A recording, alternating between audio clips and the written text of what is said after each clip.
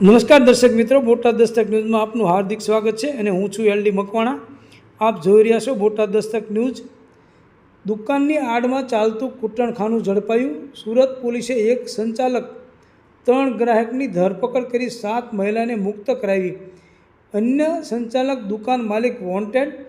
સુરતમાં યોગી ચોક સાવલિયા સર્કલ પાસે આવેલા શુભમ રેસિડેન્સીના પહેલા માળે દુકાનની આડમાં ચાલતા કૂટણખાના ઉપર એન્ટી હ્યુમન ટ્રાફિકિંગ બ્રાન્ચે રેડ પાડી હતી। રેડ દરમિયાન સંચાલક અને 3 ગ્રાહકની ધરપકડ કરી 7 મહિલાને મુક્ત કરાવી હતી। પોલીસ દુકાન માલિક અને અન્ય એક સંચાલક સહિત 2 ને વોન્ટેડ જાહેર કર્યા છે।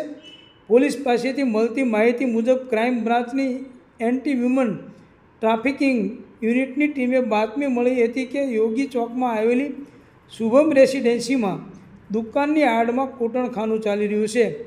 પોલીસની ટીમે બાતમીના આધારે યોગી ચોક સાવલિયા સર્કલ પાસે આવેલા શુભમ રેસિડેન્સીના પહેલા માળે દુકાન નંબર 110 અને 111માં રેડ કરી હતી। રેડ દરમિયાન દેહ વેપારનો ધંધો ચલાવતા સંચાલક વિશ્વરૂપ બારુન દેહ ઉંમર વર્ષ 28 રહેવાસી મચ્છી માર્કેટ પાસે નાનપુરા સુરત મૂળ પશ્ચિમ બંગાળ અને 3 ગ્રાહકની ધરપકડ કરી હતી। પોલીસે સ્થળ પરથી રોકડા રૂપિયા 14,000 તથા 36,500ના 4 મોબાઈલ ફોન તેમજ લાઇટ બિલ મળી કુલ 50,500 રૂપિયાનો મુદ્દામાલ કબજે કર્યો હતો। પોલીસે ઘટના સ્થળેથી એક સંચાલક અને 3 ગ્રાહકોને ઝડપી પાડ્યા હતા, જ્યારે અન્ય એક સંચાલક આરોપી ગૌરવ અને દુકાન માલિક દીપકને વોન્ટેડ જાહેર કર્યા છે। પોલીસે રેડ દરમિયાન 7 મહિલાને મુક્ત કરાવી છે।